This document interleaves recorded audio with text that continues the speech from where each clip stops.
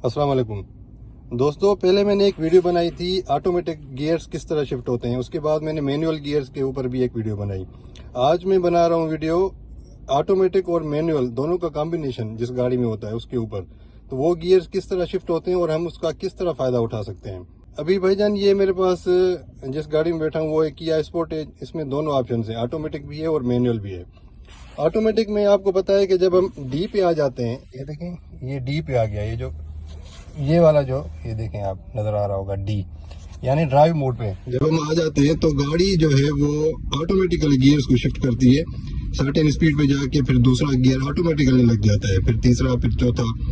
और कुछ गाड़ियों में D3 भी होता है, D2 भी होता है। मतलब ऑटोमेटिक और मैनुअल इसमें सिर्फ ऑटो ही है। और अगर इसको हम राइट साइड पे करेंगे तो वो मैनुअल में चला जाएगा।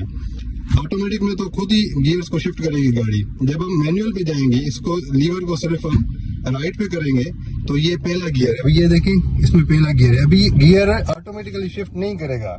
जब हम सर्टेन स्पीड पे जाएंगे तो फिर हमने इसको ऊपर की तरफ करना है, यानी ये देखें दूसरा गियर आ गया। ये मैं नीचे किया, एक पहला गियर आ गया।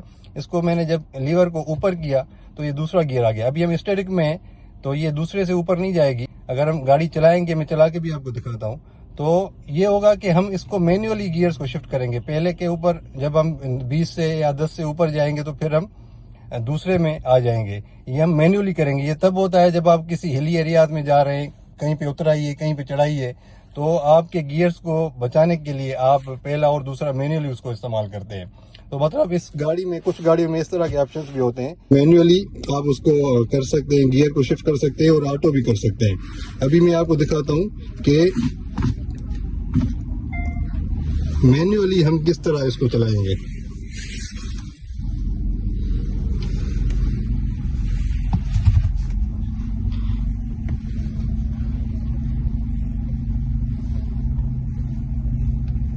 ये जी हम अभी ऑटो में ही जा रहे हैं।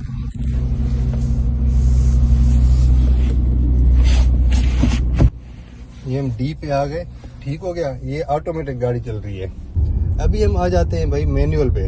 अभी ये देखें, मैंने थोड़ी सी स्पीड को कम किया तो इस तरफ मैंने इस गियर लीवर को किया है। तो ये देखें, उसमें डैशबोर्ड में देखें, ये मैंने कोई आगे पीछे नहीं किया। ये तीसरे गियर पे चलनी चाहिए, इसलिए ये तीसरे गियर पे ऑटोमेटिक आ गई।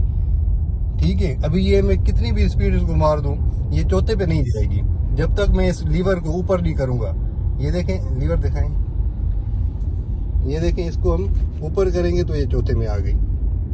फिर इसको ऊपर करेंगे, ये पांचवें में चली जाएगी। नीचे करेंगे, फिर चौथे में चली जाएगी। अभी देखें, ये चौथा गियर डैशबोर्ड में नजर आ रहा है। ये मतलब हम इसको मैन्युअली भी कर सकते हैं। जब हम सर्टेन स्पीड पे जाएंगे, जहाँ पे चौथे की जरूरत है, फिर हम जहाँ पे पांचवें की जरूरत है, फिर हम गियर लीवर को ऊपर करेंगे, पांचवा आ गया। तो ये इस तरह काम करते हैं। आप अपनी मर्जी के मुताबिक जिस तरह मैनुअल गियर्स को आप शिफ्ट करते हैं, इसी तरह आप इस गाड़ी को भी चला सकते हैं, मैनुअली भी। लेकिन अगर आप चाहते हैं कि भाई ऑटोमेटिक चले तो आपको सिर्फ इसको इस तरफ कर लेंगे, ये डी पे चली जाएगी, मतलब ड्राइव मोड में, और ये ऑटोमेटिक इस गाड़ी के गियर शिफ्ट होंगे जिस तरह ऑटोमेटिक गाड़ी होती है उसी तरह। तो उम्मीद है कि आपको समझ आ गया होगा कि मैनुअल गियर्स और ऑटोमेटिक गियर्स को आप किस तरह चलाते हैं और कहाँ कहाँ पे आपको काम आता है। ये खास तौर पे हिली एरियाज में आपके काम आता है, जहाँ पे आपको गाड़ी मैनुअली चलाने की ज़रूरत पड़ती है, जहाँ पे उतराइयाँ होती हैं या चढ़ाइयाँ होती हैं। तो दोस्तों, उम्मीद है कि आपको ये चीज़ समझ आ गई होगी।